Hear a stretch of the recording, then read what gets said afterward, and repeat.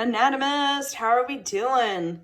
We're going over some sutures today, and we're gonna turn this guy around and take a peek at this. So this is a pretty good view of the sutures. This portion up here is the anterior portion, posterior portion. So this anterior portion is our frontal bone, and this posterior most portion, that bone is the occipital bone. So the frontal bone is divided from the frontal to the parietal bones, the right and the left parietal bones, and it's based off of this suture right here. See that jagged line that's going across?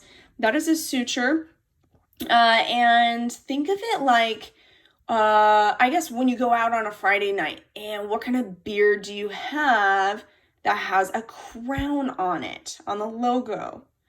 Well, if you have a crown, it's going to be a Corona, right? A Corona, the Corona beer has a crown on its logo, and Corona means crown.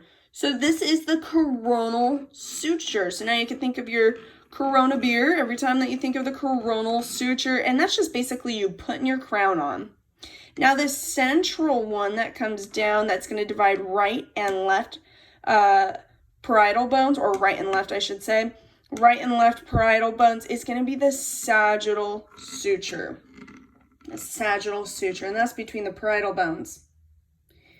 If we were to look on this portion right here, we're going to have the lambdoid, which is going to divide the occipital from the parietal. So the occipital to the parietal, this suture right here is the lambdoid suture.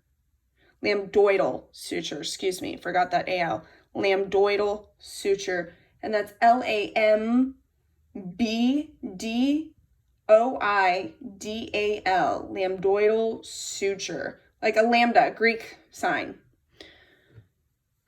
The other sutures that we have are, if we were to go to the sagittal side, and we have this right here, that is going to divide the temporal bone from the parietal bone, and that one is going to be known as our squamosal suture.